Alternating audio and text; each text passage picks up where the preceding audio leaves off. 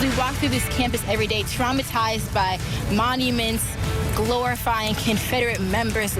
Right now at 11, students demanding changes at UNC during a heated town hall forum on racial issues. Good evening, I'm Sean Maroney. And I'm Sharon Tazwell. Thanks for joining us. Dozens of students stood up at the meeting and presented a list of demands and then walked out. WNCN's Michael HYLAND is live in Chapel Hill with more on how university administrators are responding. Michael? Yeah, the students who were here tonight say these are issues they've been talking about for years, and now they want to see some action.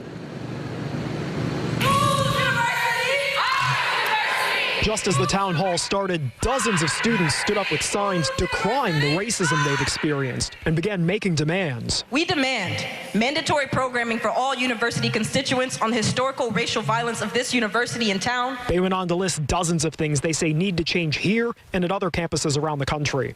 As they prepared to walk out of the town hall, other students urged them to stay. We can yell and scream that Black Lives Matter all day, but until we get together and make a solution, nothing is going to change. But the students left, saying they've struggled to be heard.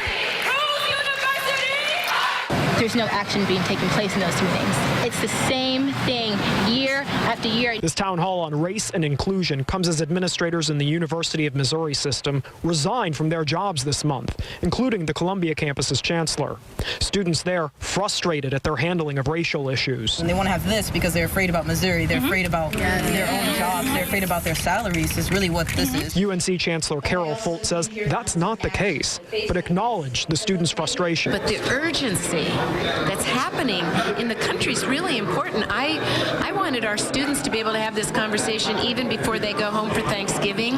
I want people to be able to know that we're really going to take action. The university invited the Chicago Tribune's Clarence Page to moderate. He says he's been hearing similar concerns from students across the country. And they feel somewhat ignored. I've seen that worse at some campuses. I think Missouri, that was a big problem. And we asked Chancellor Folt specifically what kind of steps she would be taking going forward in response to what she heard tonight. She didn't give us specifics, but said she and administrators would be meeting right away to get some sort of plan together about what to do, Sean. All right, well, Michael, at the very least, trustees have responded to some of the students' complaints this year.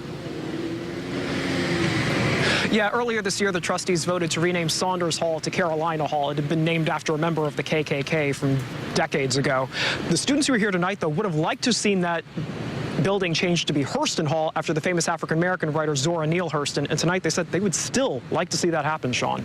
All right, still a lot to go on there on UNC's campus. Live tonight, Michael HYLAND. Michael, thank you.